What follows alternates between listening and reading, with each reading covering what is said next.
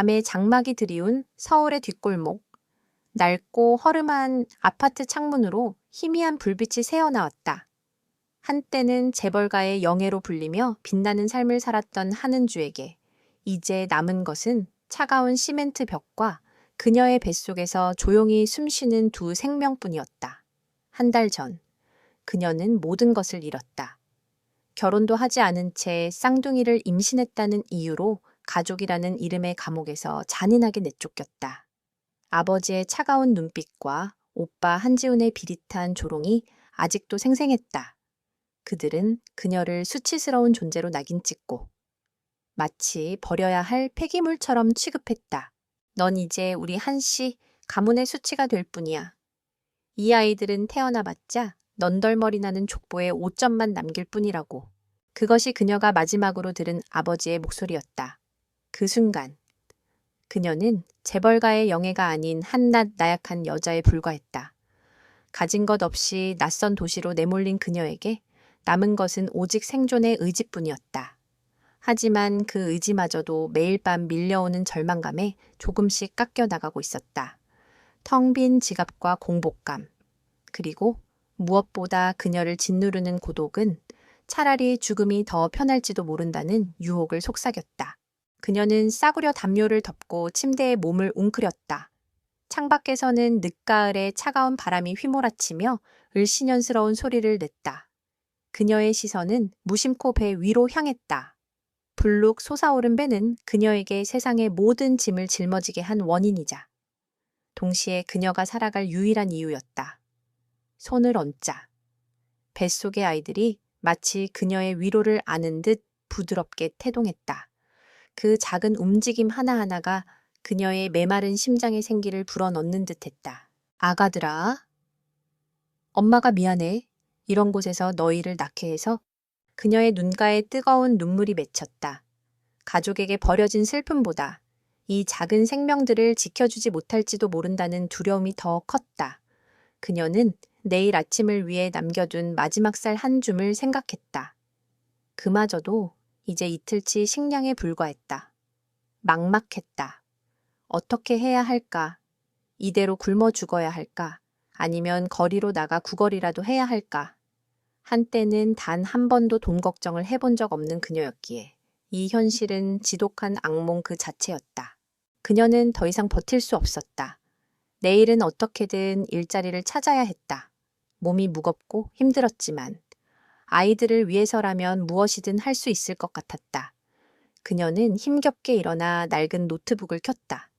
예전 같았으면 비서가 모든 정보를 정리해 주었을 테지만 지금은 모든 것을 혼자 해결해야 했다. 단순 노동직이라도 좋았다. 그녀는 밤새도록 구인 광고를 뒤지기 시작했다. 그녀의 손이 구인 광고 목록을 훑는 동안 뱃속의 아이들은 평소와 다른 방식으로 꿈틀거렸다. 마치 그녀가 무언가를 찾고 있다는 것을 아는 듯 그들의 태동은 더욱 격렬해졌다. 잠시 후 그녀의 시선이 한 광고에 멈췄다. 고물상 물품 정리 및 판매 보조, 경력 무관, 시급협의. 그녀는 망설였다. 재벌가의 영예가 고물상에서 일한다니 상상조차 해본 적 없는 일이었다. 하지만 지금 그녀에게는 자존심보다 아이들의 생존이 더 중요했다. 그녀는 주저없이 지원 버튼을 눌렀다. 다음 날, 은주는 지도를 보며 고물상으로 향했다. 허름한 간판과 먼지 쌓인 물건들이 뒤엉킨 풍경은 그녀의 지난날과는 너무나도 동떨어져 있었다.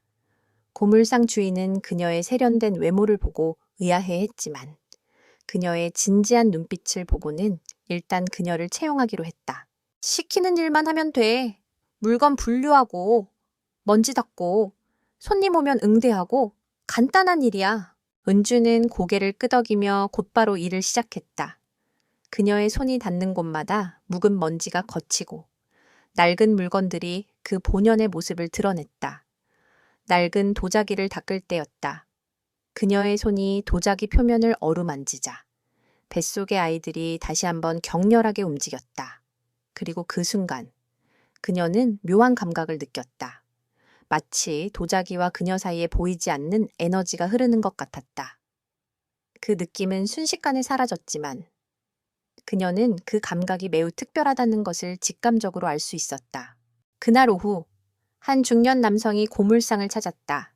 그는 낡은 물건들을 훑어보다가 은주가 닫고 있던 도자기에 시선이 멈췄다. 이 도자기? 제가 한번 봐도 될까요? 은주는 도자기를 건넸다. 남자는 도자기를 요리조리 살피더니 놀란 표정을 감추지 못했다. 이거 생각보다 물건이네요. 혹시 이 도자기에 대해 아는 것이 있습니까? 은주는 고개를 저었다. 그녀는 도자기에 대해 아무것도 몰랐다. 다만 그녀의 손을 거쳐간 후 묘하게 빛을 발하는 것 같다는 느낌을 받았다. 남자는 곧바로 도자기를 구매하겠다고 했고 주인에게 5계획 1,000원을 건넸다. 은주는 놀랐다.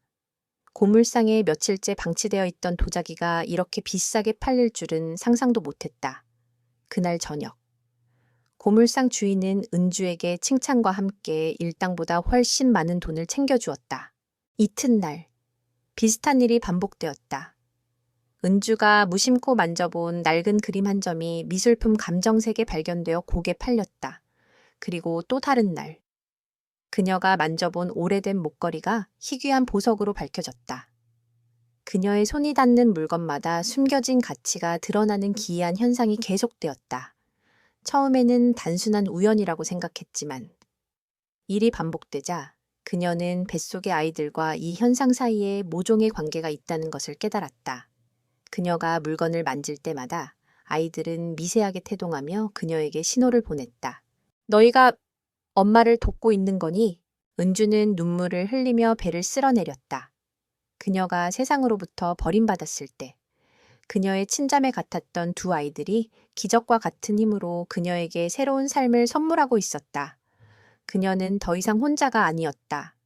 그녀는 절망의 구렁텅이에서 벗어나 희망이라는 새로운 빛을 보게 되었다. 이 작은 기적은 단순한 행운이 아니라 그녀의 인생을 완전히 뒤바꿀 거대한 시작에 불과했다. 그녀는 더 이상 나약한 여자가 아니었다. 그녀는 이제 두 아이의 어머니이자 자신의 운명을 개척할 투사가 될 준비를 하고 있었다. 그녀의 눈빛은 이전과는 달리 강한 의지로 빛나고 있었다. 고물상에서의 기적 같은 일이 있은 후 한은주는 혼란스러운 감정에 휩싸였다. 그것이 단순한 우연이었을까? 아니면 정말로 뱃속의 두 아이가 그녀에게 기적을 선물한 것일까? 과학적으로 설명할 수 없는 현상이었지만 그녀의 직감은 확신을 속삭였다. 그 도자기를 만졌을 때 느꼈던 전율. 그리고 아이들의 미묘한 태동은 너무나 선명했다. 그녀는 더 이상 방 한 구석에 웅크리고 있을 수 없었다. 이 기적이 우연이 아니라면 그녀는 이것을 아이들과 자신의 미래를 위한 도구로 삼아야 했다. 다음 날 아침, 은주는 결심을 굳힌 얼굴로 집을 나섰다. 그녀의 목적지는 도심 외곽에 위치한 오래된 벼룩시장, 통칭 보물시장이었다. 이 시장은 쓸모없는 잡동사니와 희귀한 골동품이 뒤섞여 있는 곳으로 안목 있는 사람이라면 헐값에 보물을 건질 수도 있었다. 그녀의 발걸음은 가볍고 활기찼다. 공포와 절망으로 가득 찼던 마음은 이제 새로운 희망으로 부풀어 올랐다. 시장에 도착하자 활기 넘치는 소리와 북적이는 인파가 그녀를 맞이했다. 낡은 옷가지, 먼지 쌓인 가구, 빛바랜 사진첩 등 온갖 물건들이 무질서하게 쌓여 있었다. 은주는 서둘지 않고 천천히 상점들을 둘러보았다. 그녀는 자신의 감각에 온전히 집중했다. 뱃속의 아이들에게서 오는 미세한 신호를 감지하기 위해 신경을 곤두세웠다. 한 낡은 좌판 앞에 멈춰섰다. 주인은 담요 위에 아무렇게나 널려있는 물건들을 보며 하품을 하고 있었다. 그녀의 눈에 들어온 것은 한 귀퉁이가 깨진 낡은 유리병이었다. 병에는 이름 모를 무늬가 새겨져 있었지만 표면은 흠집투성이었고 아무런 가치도 없어 보였다. 하지만 그녀가 그 병에 손을 뻗는 순간 뱃속의 아이들이 다시 한번 부드럽게 태동했다. 강렬하지는 않았지만 명확한 신호였다. 이거 얼마에 파시나요? 은주가 조심스럽게 물었다. 주인은 귀찮다는 듯이 대충 가격을 불렀다. 그거 아무짝에도 쓸모없는 건데 1,000원이나 2,000원이면 되겠지. 은주는 1,000원을 지불하고 유리병을 손에 넣었다. 그녀는 유리병을 조심스럽게 품에 안고 시장을 걸었다. 마음속으로는 희미한 흥분이 소용돌이치고 있었다. 다음 행선지는 경매장이었다. 비록 규모가 작고 알려지지 않은 경매장이었지만 그녀의 목표는 돈을 버는 것이 아니라 이 기적의 힘을 확인하는 것이었다. 경매장에 도착하자 그녀는 유리병을 경매 물품으로 내놓았다. 경매인은 유리병을 보더니 코웃음을 쳤다. 이런 물건은 경매에 올릴 수가 없는데 아무리 봐도 그냥 낡은 유리병이잖아. 일단 한 번만 봐주세요. 제 생각에는 분명히 가치가 있을 겁니다. 은주는 절박한 눈빛으로 말했다. 그녀의 진심이 통했는지 경매인은 마지못해 유리병을 경매 물품 목록에 올렸다. 하지만 그의 표정에는 여전히 의심이 가득했다. 은주는 구석자리에 앉아 심장이 터질 듯한 긴장감 속에서 경매가 시작되기를 기다렸다. 경매가 시작되고 수많은 물건들이 호가를 주고받으며 팔려나갔다. 이윽고 은주의 유리병 순서가 돌아왔다. 경매인은 물건을 들어 올리며 한숨을 쉬었다. 다음 물건입니다. 낡은 유리병 한 점. 호가 시작은 10,000원부터입니다. 사람들은 관심 없는 듯 시큰둥한 반응을 보였다. 몇몇 사람들이 장난삼아 호가를 불렀지만 그마저도 20,000원에서 멈춰섰다. 경매인은 포기하려는 듯 망치를 들었다. 그때 뒤편에 앉아있던 한 노신사가 갑자기 자리에서 일어섰다. 그는 돋보기를 들고 유리병을 자세히 살폈다. 그의 눈이 휘둥그레졌다. 잠깐 그 물건 제가 사겠습니다. 1,000,000원에 장내는 순식간에 술렁거렸다. 사람들은 1,000,000원이라는 금액에 경악하며 그 노신사를 쳐다보았다. 그는 유명한 고미술품 감정가이자 수집가인 김도연 선생이었다. 그가 갑자기 낡은 유리병에 1,000,000원을 부르자 모두가 의아해했다. 김 선생 무슨 말씀이십니까? 그저 낡은 유리병일 뿐이지 않습니까? 경매인이 당황하며 물었다. 김도연 선생은 미소를 지으며 대답했다. 아니, 이건 그냥 유리병이 아니야. 이 병에 새겨진 무늬는 고려시대의 특별한 주조법으로 만들어진 거야. 이 정도 보존 상태라면 그 가치는 값을 매길 수 없을 정도지. 그의 말에 모두가 입을 다물었다. 은주는 믿을 수 없다는 표정으로 김도연 선생을 바라보았다. 그녀의 뱃속에서는 아이들이 마치 성공을 축하하는 듯 활발하게 움직였다. 2,1,000원짜리 유리병이 단숨에 1,000,000원의 가치를 갖게 된 것이다. 경매가 끝난 후 김도연 선생은 은주에게 다가왔다. 아가씨, 이 병은 어디서 구한 겁니까? 벼룩시장에서 우연히 발견했습니다. 우연이라? 이 정도로 안목이 깊은 사람이 벼룩시장에서 이런 물건을 구하다니. 아가씨는 대단한 재능을 가졌군요. 은주는 미소를 지으며 고개를 숙였다. 그녀는 김도연 선생에게 진실을 말할 수 없었다. 그녀의 재능은 그녀 자신이 아니라 뱃속에 두 생명이 준 기적이라는 것을. 그날 밤 은주는 아파트의 차가운 방에 홀로 앉아 손에 든 돈뭉치를 내려다보았다. 불과 며칠 전만 해도 그녀에게는 단 한 푼의 돈도 없었다. 그런데 이제는 이렇게 큰 돈이 생겼다. 이 모든 것이 뱃속의 아이들 덕분이었다. 아가들아, 고마워. 너희는 엄마에게 온 축복이구나. 그녀는 눈물을 흘리며 배를 쓸어내렸다. 더 이상 슬픔의 눈물이 아니었다. 그것은 희망과 감사의 눈물이었다. 그녀는 깨달았다. 세상은 그녀를 버렸을지 몰라도 아이들은 그녀를 구원하기 위해 세상에 온 것이었다. 이제 그녀는 더 이상 숨거나 도망치지 않을 것이다. 그녀는 이 기적의 힘을 사용하여 자신을 내쫓은 가족들보다 더 위대한 삶을 만들어 나갈 것이다. 그리고 언젠가 당당하게 그들 앞에 서서 그녀가 누구인지 똑똑히 보여줄 것이다. 그녀의 마음에 복수와 성공을 향한 불꽃이 타오르기 시작했다. 김도연 선생과의 만남 이후 은주의 삶은 새로운 궤도에 올랐다. 그녀는 이제 더 이상 운명에 이끌리는 대로 살지 않았다. 그녀는 자신의 미래와 아이들의 운명을 직접 설계하기 시작했다. 그녀의 첫 번째 목표는 안정적인 자금을 확보하는 것이었다. 고물상과 벼룩시장을 전전하며 우연에 기대는 방식은 더 이상 통하지 않는다는 것을 그녀는 잘 알고 있었다. 이제 그녀의 능력은 단순한 행운이 아니라 체계적인 사업의 기반이 되어야 했다. 은주는 먼저 작은 오피스텔을 임대했다. 이곳은 그녀의 거주지이자 앞으로 그녀가 펼쳐나갈 사업의 봉어지가 될 예정이었다. 그녀는 낡은 컴퓨터와 책상 하나를 들여놓고 낮에는 고물상과 벼룩시장, 경매장을 꼼꼼히 탐색했다. 그녀는 단순히 뱃속의 아이들의 태동만을 믿지 않았다. 재벌가에서 배운 통찰력과 지식으로 그녀는 골동품 시장과 예술품 시장의 흐름을 분석하고 숨겨진 보물이 될 만한 물건들을 찾아 나섰다. 그녀의 눈은 이미 평범한 물건 너머에 숨겨진 진정한 가치를 꿰뚫고 있었다. 그녀는 시장을 돌며 깨진 도자기 조각, 흠집 난 부통, 빛바랜 그림 등을 헐값에 사들였다. 사람들은 그런 물건들을 사는 그녀를 이상하게 쳐다봤지만 그녀는 개의치 않았다. 그녀의 손이 닿는 순간 낡고 초라했던 물건들은 본래의 아름다움과 가치를 되찾는 듯했다. 그녀의 뱃속에서 들려오는 아이들의 작은 떨림이 그녀의 손을 통해 물건에 마법을 걸었다. 그것은 마치 오래된 유물을 발굴하는 고고학자의 손길과 같았다. 며칠 후 그녀는 한 노인으로부터 사들인 낡은 부통을 들고 경매소를 찾았다. 경매인은 콧방귀를 뀌며 말했다. 이런 물건은 경매에 올릴 수가 없어요. 그냥 낡은 나무통에 불과합니다. 제대로 봐주세요. 제 생각에 이 부통은 명나라 시대의 희귀한 물건일 겁니다. 은주의 당당하고 확신에 찬 목소리에 경매인은 못 이기는 척 부통을 자세히 살펴보았다. 그의 눈이 휘둥그레졌다.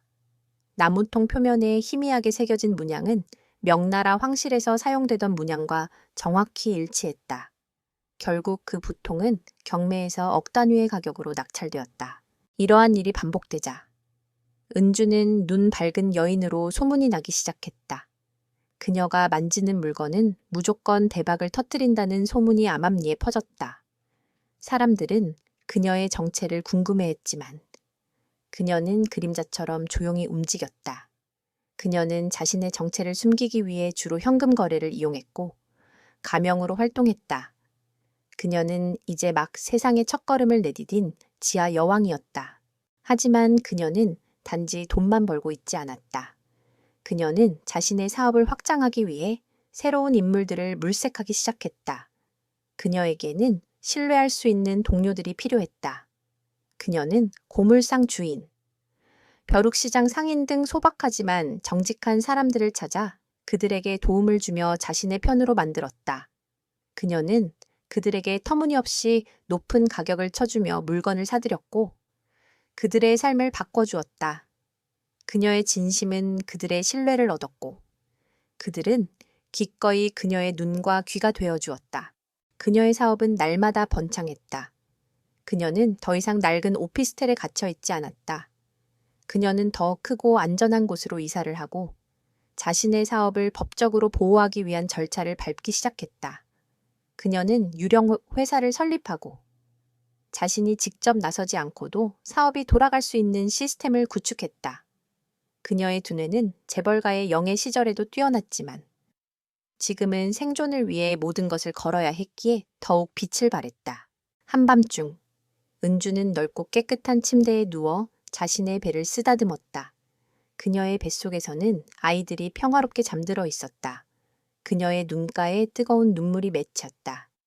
예전에는 절망과 슬픔의 눈물이었지만 이제는 희망과 감사의 눈물이었다. 그녀는 아이들에게 속삭였다. 아가들아, 너희 덕분에 엄마가 이렇게 강해졌어. 이제 엄마는 더 이상 도망치지 않을 거야. 엄마는 너희를 위해 이 세상을 바꿔놓을 거야. 그녀의 눈빛은 단단하고 결연했다. 그녀의 마음속에는 이미 커다란 그림이 그려져 있었다. 그녀를 내쫓은 가족들에게 복수하는 것은 물론 그녀의 능력을 이용해 더 많은 사람들에게 도움을 주고 더 정의로운 세상을 만드는 것. 그녀는 더 이상 나약한 한은주가 아니었다. 그녀는 지하 여왕의 가면을 쓴 투사였다. 이제 그녀의 성공은 단순한 개인적인 승리가 아니라 거대한 복수극의 서막이었다. 그녀는 모든 것을 걸고 이 싸움에 뛰어들 준비를 마쳤다. 그녀의 심장은 새로운 운명에 대한 기대감으로 힘차게 뛰고 있었다. 한은주가 지하 여왕이라는 이름으로 조용히 자신의 왕국을 건설하고 있을 무렵, 그녀가 떠나온 세상은 여전히 화려하게 빛나고 있었다. 한시 가문의 수치로 낙인 찍혀 잊혀졌을 것이라 생각했던 그녀의 존재는 아이러니하게도 그녀의 성공으로 인해 다시 수면 위로 떠오르기 시작했다. 그녀의 소문은 꼬리에 꼬리를 물고 한성그룹의 후계자 한지훈의 귀에까지 들어갔다. 한지훈은 오만하고 교활한 인물로 동생인 은주를 가문에서 내쫓는 데 가장 큰 역할을 했다. 그는 재벌가 자제들의 비밀스러운 모임에서 한 여인에 대한 이야기를 들었다. 요즘 뒷골목 시장에 지하 여왕이라고 불리는 여자가 나타났대. 낡고 쓸모없는 물건들을 만지기만 하면 희귀한 보물로 둔갑시킨다는군. 재력가들이 그 여자 물건을 사려고 혈안이 돼 있다고. 한지훈은 비웃었다. 그런 허무맹랑한 이야기는 믿지 않았다. 그러나 며칠 후 그가 추진하던 대형 프로젝트의 계약이 번번이 실패하고 경쟁사에게 기회를 빼앗기는 일이 반복되자 그는 초조해지기 시작했다. 그는 이 모든 불운이 지하 여왕과 관련이 있을지도 모른다는 막연한 불안감을 느꼈다. 그 여자에 대해 더 자세히 알아봐. 모든 수단을 동원해서라도. 지우는 자신의 오른팔을 시켜 그녀의 정체를 파헤치기 시작했다. 그들은 그녀의 사업을 추적했고 그녀가 거래하는 사람들과의 접점을 찾아냈다. 그러나 은주는 그림자처럼 교묘하게 움직였다. 그녀의 사업은 철저하게 비밀에 붙여져 있었고 그녀가 직접 대면하는 일은 극히 드물었다. 그녀의 거래는 대부분 대리인이나 유령홈 회사를 통해 이루어졌다. 사장님, 이 여자에 대한 정보가 거의 없습니다. 모든 것이 베일에 쌓여 있습니다. 심지어 이름조차 가명인 것 같습니다. 보고를 받은 지우는 더욱 흥미를 느꼈다. 대체 어떤 여자가 이토록 치밀하게 자신의 정체를 숨기고 사업을 벌이는 것일까? 그는 그녀의 능력이 탐났다. 만약 그녀가 가진 행운을 자신의 사업에 이용할 수 있다면 한성그룹의 경쟁사들을 모두 무너뜨리고 단숨에 최고의 자리에 오를 수 있을 것이라 생각했다. 그의 탐욕스러운 눈이 번뜩였다. 어떻게든 그녀를 만나 정중하게 접근해서 우리 회사로 영입할 수 있는지 알아봐. 그녀가 원하는 것은 무엇이든 들어주겠다고 해. 지훈의 명령은 곧바로 실행에 옮겨졌다. 그의 부하들은 온갖 수단과 방법을 동원해 그녀의 은신처를 찾아냈다. 하지만 그녀가 사는 곳은 초라한 오피스텔이 아닌 최고급 보안 시설이 갖춰진 안전 가옥이었다. 그녀의 사업이 벌어들인 막대한 재력은 그녀와 아이들을 안전하게 보호하고 있었다. 은주는 지훈의 접근을 이미 눈치채고 있었다. 그녀는 그들의 움직임을 역으로 이용하여 그들에게 가짜 정보를 흘리고 자신만의 함정을 파놓았다. 그녀의 뱃속 아이들은 지훈의 탐욕과 거짓된 의도를 감지하고 그녀에게 미세한 경고 신호를 보냈다. 그녀는 아이들의 신호에 귀를 기울이며 지훈의 모든 계략을 한 발 앞서 예측할 수 있었다. 어느 날 지훈의 부하들이 그녀가 곧 거래할 것이라고 예상되는 장소에 잠복했다. 그들은 그녀가 나타나기를 기다렸지만 그녀 대신 나타난 것은 그녀의 대리인이었다. 거래는 성공적으로 이루어졌고 그들이 놓친 물건은 다음 날 경매 시장에서 천문학적인 가격에 팔렸다. 지훈은 분노했다. 그는 그녀의 능력뿐만 아니라 그녀의 치밀한 전략에 압도당하고 있다는 사실을 깨달았다. 그녀는 나보다 더 뛰어난 전략가야. 지훈은 처음으로 누군가에게 패배감을 느꼈다. 그는 더 이상 그녀를 단순한 영입 대상으로 생각하지 않았다. 그녀는 이제 그에게 있어 위협적인 존재가 되었다. 그는 그녀의 정체를 반드시 알아내야만 했다. 지훈은 최후의 수단으로 한성그룹의 막대한 정보망을 동원했다. 그는 그녀가 활동했던 초기부터 현재까지 모든 기록을 샅샅이 뒤졌다. 그녀가 거래했던 모든 물건의 출처, 그녀가 만났던 모든 사람들의 기록을 분석했다. 그러던 중 그는 한 고물상의 기록에서 낯익은 이름을 발견했다. 한은주. 자신이 직접 가문에서 내쫓은 여동생의 이름이었다. 지훈의 심장이 쿵 하고 내려앉았다. 그는 믿을 수 없었다. 수치스럽게 버려졌던 그녀가 이렇게 거대한 힘을 가진 존재로 돌아왔다니. 그는 그녀의 초상화와 현재의 모습을 대조해 보았다. 세련된 옷차림과 차가운 눈빛은 예전에 순진했던 그녀와는 전혀 다른 사람이었다. 하지만 그녀의 눈빛에 깃든 익숙한 오기는 틀림없었다. 그녀는 한은주였다. 지훈의 얼굴은 분노와 공포, 그리고 탐욕으로 뒤섞여 일그러졌다. 그는 은주가 가진 모든 것을 빼앗아 오기로 결심했다. 그녀의 재력, 그녀의 능력, 그리고 그녀의 모든 것을. 하지만 그는 몰랐다. 그가 상대하는 것은 단순한 여동생이 아니라 그를 파멸로 이끌 거대한 복수의 칼날을 품은 여왕이라는 것을. 이제 그들의 피할 수 없는 싸움이 시작되었다. 한지우는 은주의 정체를 확인한 후 더 이상 그녀를 조용히 지켜볼 수 없었다.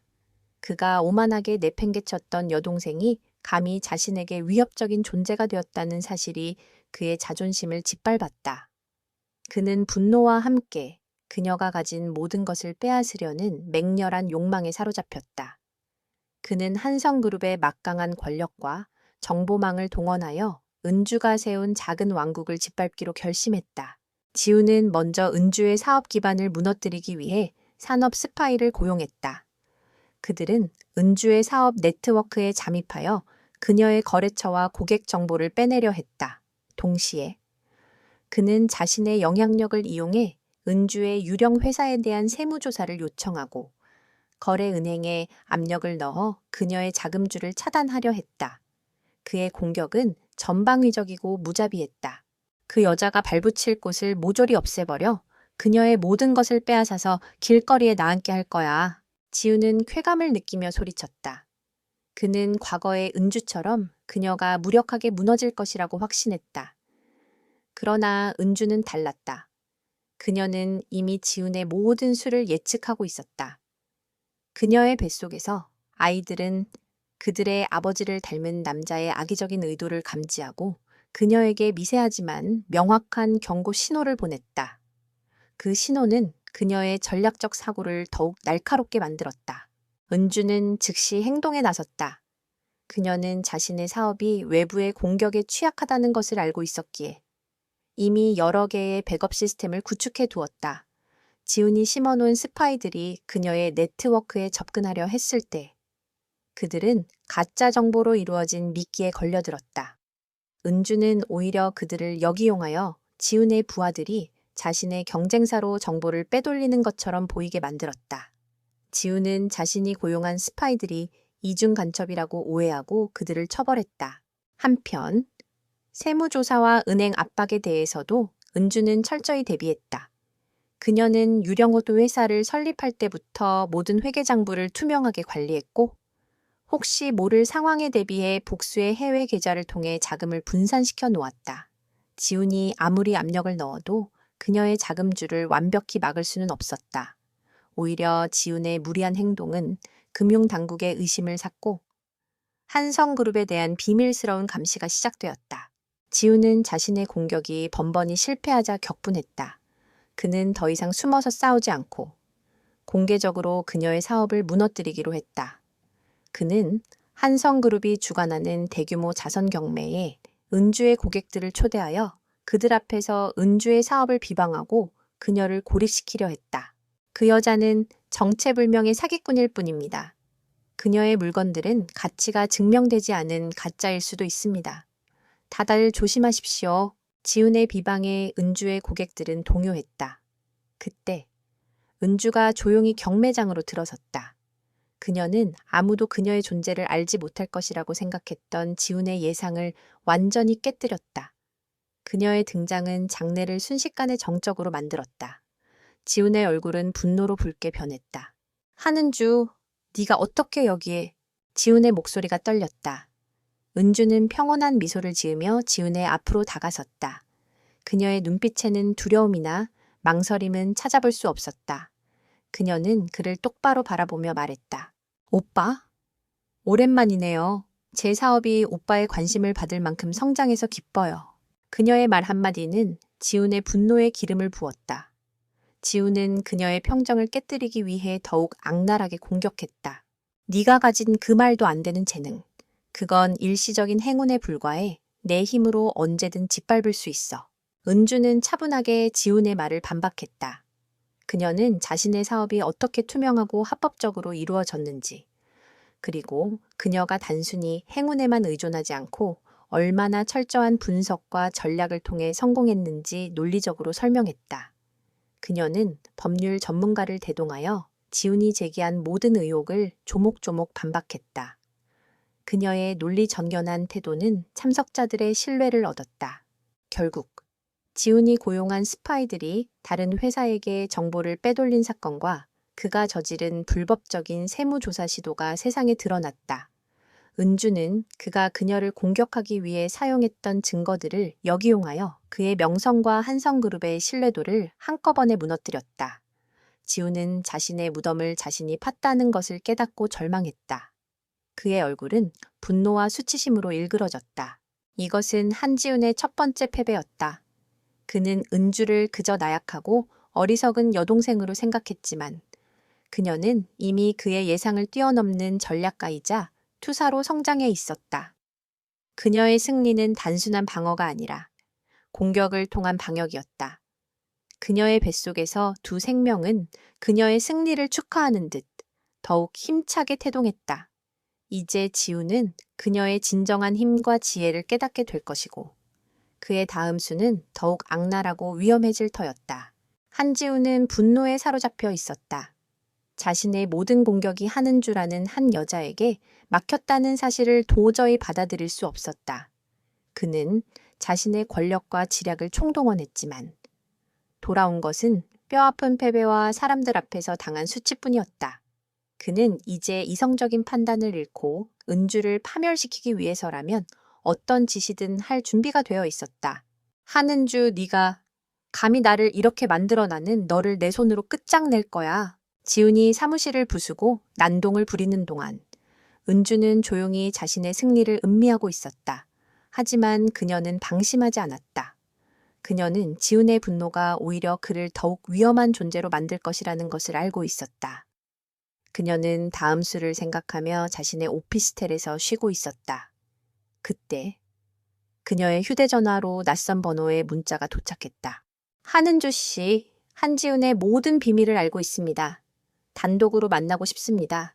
장소는 은주는 망설였다. 지훈의 함정일 수도 있었다. 하지만 동시에 그녀의 직감은 이 문자가 단순한 협박이 아니라는 것을 속삭였다. 뱃속의 아이들도 평소와는 다른 미묘한 태동으로 그녀에게 이 만남이 중요하다고 말해주고 있는 것 같았다. 그녀는 결국 약속 장소로 향했다. 그곳은 도심 외곽의 낡은 창고였다. 어두운 창고 안에는 한 남자가 기다리고 있었다. 그의 얼굴은 어둠 속에 가려져 있었지만 은주는 그의 목소리에서 묘한 비장함을 느꼈다. 한은주 씨 맞으시죠? 저는 한성그룹의 전 재무팀장이었습니다.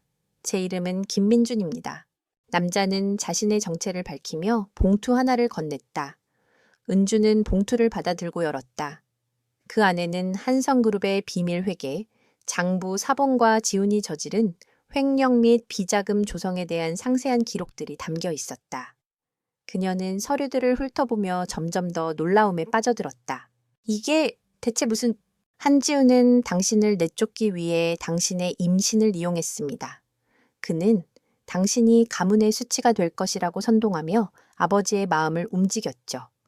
하지만 그건 표면적인 이유일 뿐입니다. 진짜 이유는 당신이 너무 유능했기 때문입니다. 그는 당신이 자신의 후계자 자리를 위협할 것이라 생각했고 당신을 완벽하게 제거하기 위해 이 모든 계획을 꾸몄습니다. 그리고 당신이 떠난 후 그는 당신의 사업 프로젝트를 모두 빼앗아 자신의 것으로 만들었습니다. 이 모든 것이 여기에 기록되어 있습니다. 은주의 손이 떨렸다. 그녀는 단순히 임신 때문에 버려졌다고 생각했다. 가족에게 외면당한 슬픔이 전부라고 생각했다. 하지만 그녀가 겪은 모든 순환은 지훈의 계산된 음모의 결과였다는 것을 알게 되자 그녀의 마음속에는 분노와 함께 차가운 결의가 싹트기 시작했다. 그녀는 복수심이 아닌 정의를 위한 투사가 되어야 한다는 것을 깨달았다. 이 모든 것을 왜 저에게 주시는 겁니까? 은주는 김민준에게 물었다. 김민준은 한숨을 쉬며 대답했다. 저도 지훈 때문에 모든 것을 잃었습니다. 그는 저에게 모든 죄를 뒤집어 씌우고 저를 해고했습니다. 저는 한성그룹의 모든 비리와 부패를 알고 있습니다. 이 모든 자료는 지훈을 무너뜨리기 위한 당신의 마지막 무기가 될 것입니다. 저는 당신이 이 싸움에서 승리하여 한성그룹의 부패를 세상에 알려주기를 바랍니다. 김민준의 말에 은주는 고개를 끄덕였다. 그녀는 이제 더 이상 혼자가 아니었다. 그녀에게는 아이들의 기적 같은 힘이 있었고 그녀에게 정의의 칼날을 건네주는 동맹이 있었다. 그녀는 복잡한 서류들을 꼼꼼하게 살폈다. 지훈이 그녀를 내쫓은 직후 그녀가 계획했던 신사업 프로젝트들을 자신의 명의로 빼돌려 막대한 이익을 챙긴 기록들이 상세하게 적혀 있었다. 그녀는 과거에 자신이 얼마나 치밀하고 뛰어난 사업가였는지 새삼 깨달았다. 그리고 동시에 지훈이 얼마나 비열하고 탐욕스러운 인간인지 다시 한번 확인했다. 은주는 창고를 나서며 새로운 결심을 굳혔다. 그녀는 이제 단순히 살아남는 것을 넘어 정의를 실현하기 위해 싸울 것이다. 그녀는 지훈의 탐욕이 빚어낸 거대한 부패를 세상에 폭로하고 그에게 응당한 대가를 치르게 할 것이다. 그녀의 뱃속 아이들은 마치 그녀의 새로운 사명을 응원하듯 더욱 활기차게 움직였다. 이 모든 증거들을 가지고 그녀는 이제 최후의 전투를 준비할 것이다. 그녀의 전략은 단순한 비즈니스 경쟁을 넘어 한 남자의 오만함과 한 가문의 부패를 모두 폭로하는 거대한 한 수가 될 것이었다. 그녀의 눈빛은 냉철한 분노로 빛났다. 한은주는 김민준에게서 받은 자료들을 품에 안고 오피스텔로 돌아왔다. 그녀는 밤을 새워가며 서류들을 분석했다. 지훈의 모든 범죄 행위가 낱낱이 기록되어 있었다. 비자금, 조성, 횡령, 그리고 그녀를 내쫓기 위해 벌였던 치졸한 음모까지. 이 모든 것이 한성그룹의 권력을 향한 지훈의 탐욕 때문에 벌어진 일이라는 것을 알게 되자 그녀의 마음속에는 복수심을 넘어선 정의감이 타올랐다. 그녀는 이제 이 싸움을 개인적인 감정 싸움으로 끝내지 않을 것이다. 그녀는 이 부패한 구조를 세상에 폭로하고 그에게 응당한 대가를 치르게 할 것이다. 그녀의 복수는 철저히 계획되었다. 그녀는 자신의 사업체를 통해 자선 경매를 개최하기로 결정했다. 경매는 언론과 재계 인사들을 초청하여 성대하게 열릴 예정이었다. 표면적으로는 자선 사업이었지만 그녀의 진짜 목적은 따로 있었다. 그녀는 경매를 통해 지훈을 공개적인 장소로 끌어내고 그곳에서 모든 진실을 폭로할 계획이었다. 그녀는 자신이 가진 모든 것을 걸었다. 경매 당일 화려한 조명과 우아한 음악이 흐르는 경매장에는 재계의 거물들과 수많은 기자들이 참석했다. 한지훈도 의심스러운 눈빛으로 참석자들 사이에 서 있었다. 그는 은주가 또 다른 함정을 파놓았을 것이라고 짐작했지만 그녀의 다음 수가 무엇일지는 예측할 수 없었다. 그는 그녀의 존재 자체가 자신의 명성에 위협이 된다는 사실에 분노하며 그녀를 비웃을 준비를 하고 있었다. 어리석은 계집애. 경매를 통해 돈을 좀 벌었다고 해서 나를 이길 수 있을 것 같나? 그때 은주가 무대에 올랐다. 그녀는 화려하면서도 기품 있는 드레스를 입고 있었지만 그녀의 눈빛은 칼날처럼 날카로웠다. 그녀는 마이크를 들고 차분하게 말했다. 바쁘신 와중에 오늘 경매에 참석해 주셔서 감사합니다. 오늘 저희는 특별한 물건들을 경매에 붙일 예정입니다. 그 물건들은 단순한 가치를 넘어 한 사람의 삶과 진실을 담고 있습니다. 그녀의 의미심장한 말에 장내의 분위기가 미묘하게 변했다. 지훈의 얼굴에는 불안감이 스쳐 지나갔다. 첫 번째 경매 물품이 공개되었다. 그것은 은주가 벼룩시장에서 샀던 낡은 유리병이었다. 사람들은 경매 물품이 유리병이라는 것에 의아해했다. 하지만 그녀는 침착하게 말했다. 이 유리병은 제게 특별한 의미가 있는 물건입니다. 이 병은 저에게 새로운 삶을 선물했습니다. 그리고 이 병의 진짜 가치는 아직 숨겨져 있습니다. 그녀가 경매를 시작하자 사람들은 무관심한 반응을 보였다. 하지만 그녀가 특별한 신호를 보내자 그녀의 뱃속에서 아이들이 평소와 다른 태동을 보였다. 그 순간 경매장에 있던 한 고미술품 감정가가 갑자기 자리에서 일어났다. 잠깐 저 유리병은 내가 예전에 봤던 그것과 같은 것 같군. 이건 단순히 낡은 유리병이 아니야. 희귀한 보물이라고. 그의 목소리에 사람들은 술렁였다. 그 후로도 경매는 계속되었다.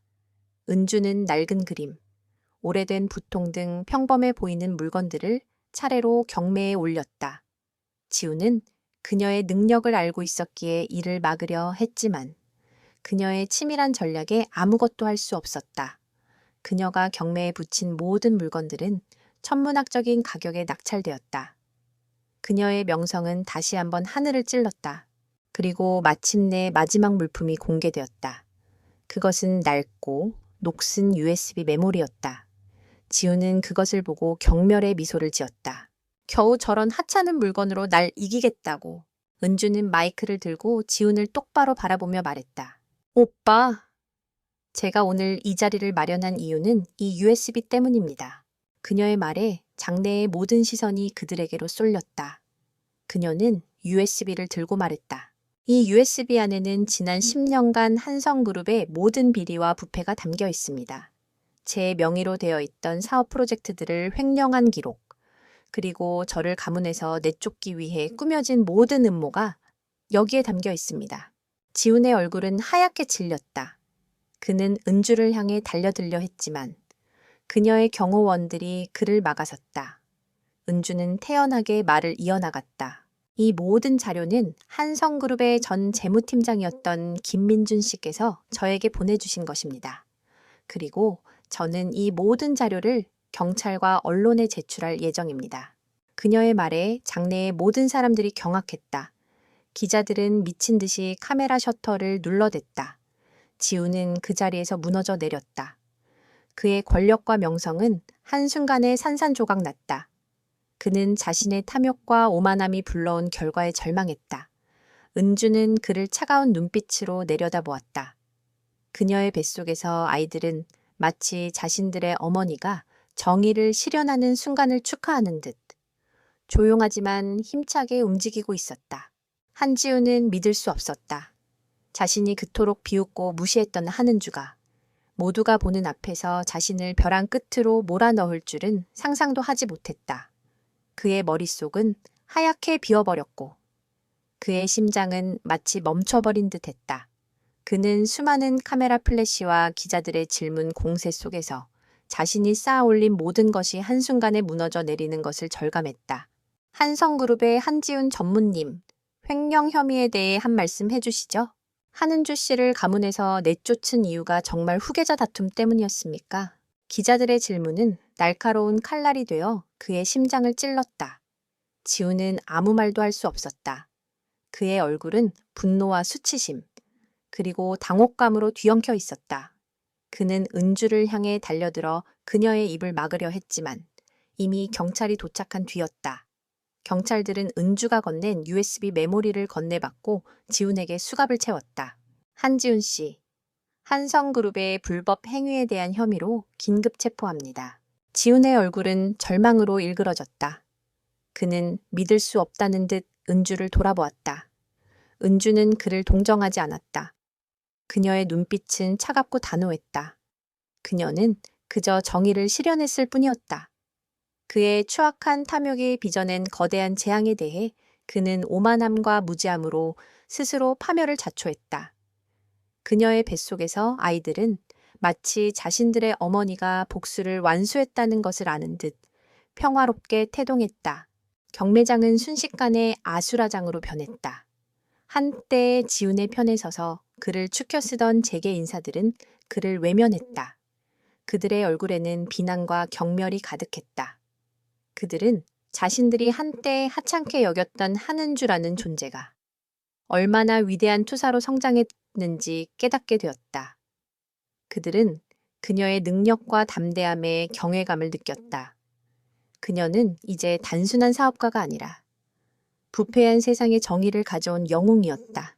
경찰들이 지훈을 연행하는 동안 은주는 조용히 기자들 앞에 섰다.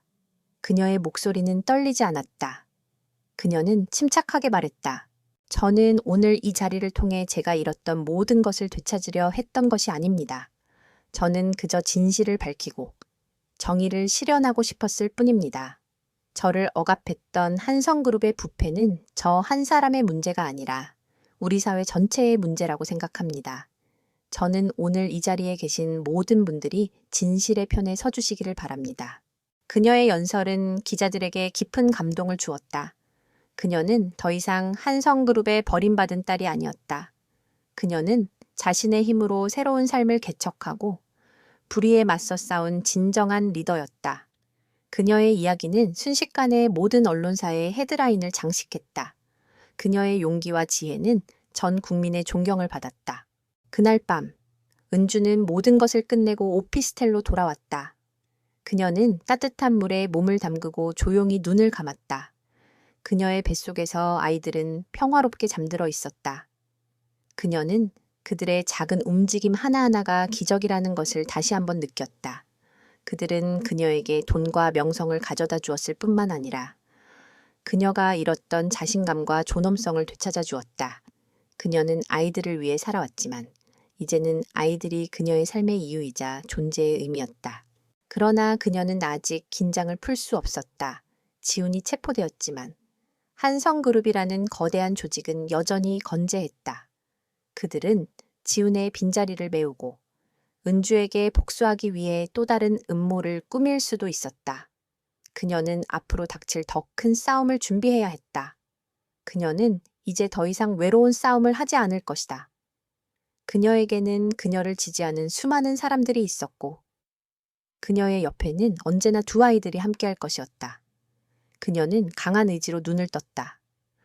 그녀의 복수는 끝났지만 그녀의 싸움은 이제 막 시작된 것이나 마찬가지였다.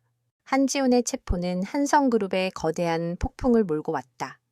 그동안 베일에 쌓여있던 비리와 부패가 김민준의 증언과 은주가 제출한 자료들을 통해 낱낱이 밝혀졌다.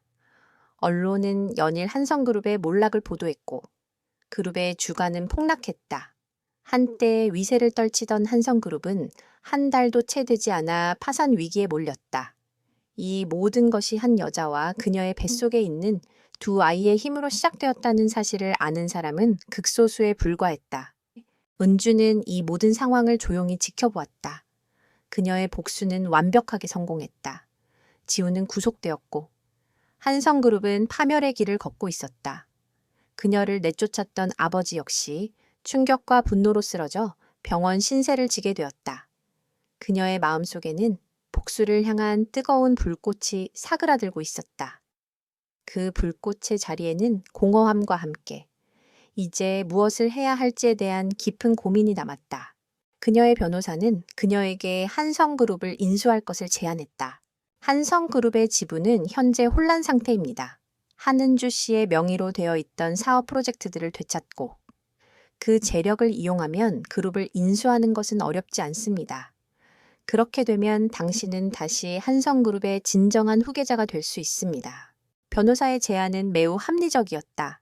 한성그룹을 되찾는 것은 그녀의 삶을 원상복구하는 가장 확실한 방법이었다. 그녀는 다시 재벌가의 영예가 되어 세상의 존경을 한 몸에 받을 수 있었다. 하지만 그녀는 망설였다. 뱃속의 아이들은 그녀가 이 고민을 하는 동안에도 미세하게 꿈틀거렸다.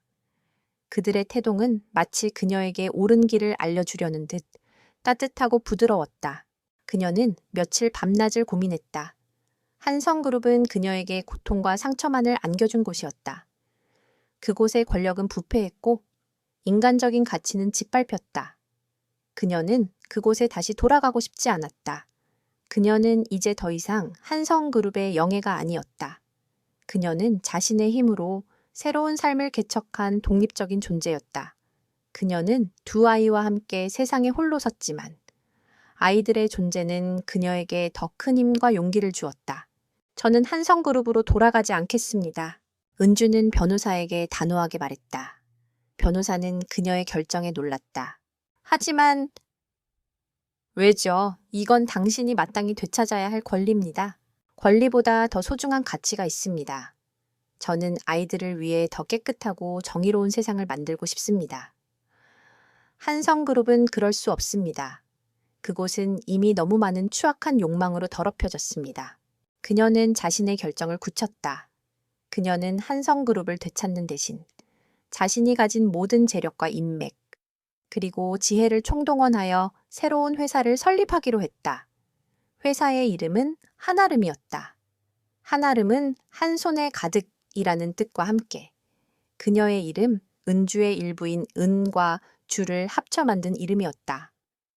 그녀는 이 회사가 부와 명예뿐만 아니라 사랑과 정의를 한 아름 가득 담은 회사가 되기를 바랐다. 그녀의 새로운 시작 소식은 삽시간에 재계를 뒤흔들었다. 지운의 몰락으로 혼란에 빠졌던 재계 인사들은 그녀의 결정에 환호했다. 그녀의 용기와 이상에 공감하는 사람들이 하나둘씩 그녀의 새로운 회사에 합류하기 시작했다. 한성그룹에서 쫓겨났던 유능한 인재들이 그녀를 따랐고 그녀의 정직함에 감명받은 사업가들이 그녀에게 투자를 제안했다. 그녀는 더 이상 혼자가 아니었다. 그녀는 그녀의 이상을 함께 실현할 동지들을 얻었다. 은주는 자신의 배를 쓰다듬으며 조용히 미소 지었다. 그녀는 이제 겨우 임신 7개월 차였다. 두 아이는 여전히 그녀의 뱃속에서 조용히 숨 쉬고 있었다. 그들은 그녀에게 돈을 벌게 해준 재물의 신이었지만 동시에 그녀에게 새로운 삶의 의미와 방향을 제시해준 영혼의 가이드구였다. 그녀는 아이들의 존재가 자신의 삶에 가져온 기적을 다시 한번 느꼈다. 아가들아, 엄마의 선택이 옳았니? 엄마는 너희를 위해 더 좋은 세상을 만들고 싶어. 너희가 세상에 태어났을 때 부패와 불의가 없는 아름다운 세상에서 살게 해주고 싶어. 그녀의 눈빛은 확신에 차 있었다. 그녀는 이제 과거의 상처와 이별하고 새로운 미래를 향해 나아갈 준비를 마쳤다. 그녀의 새로운 제국은 곧 태어날 아이들과 함께 시작될 것이다. 그녀는 이미 이 세상의 지하 여왕을 넘어 새로운 시대의 여왕이 될 준비를 마쳤다. 한은주가 한아름이라는 새로운 회사를 설립하겠다고 발표한 후 그녀의 삶은 새로운 국면을 맞이했다. 그녀의 결정은 한성그룹의 몰락으로 혼란에 빠졌던 재계의 신선한 바람을 불러일으켰다. 그녀의 용기와 이상에 공감하는 수많은 인재들이 그녀의 새로운 회사로 몰려들었다. 그들은 더 이상 돈과 권력만을 좇는 데 지쳐 있었다. 그들은 한은주가 제시한 정의롭고 투명한 기업이라는 새로운 비전에 매료되었다. 그리고 얼마 지나지 않아 은주는 두 아이를 출산했다. 그녀는 아이들의 이름을 한결과 한율이라고 지었다. 한결은 한결같이 정직하고 고든 삶을 살라는 의미였고 한율은 정의로운 법을 수호하며 살라는 의미였다. 아이들의 이름은 그녀의 새로운 삶의 가치관을 그대로 반영하고 있었다. 아이들이 태어난 후 그녀의 삶은 더욱 충만해졌다. 그녀는 이제 엄마라는 새로운 이름으로 불리게 되었다. 한아름은 설립 초기부터 세간의 이목을 집중시켰다. 은주는 더 이상 자신의 능력을 숨기지 않았다.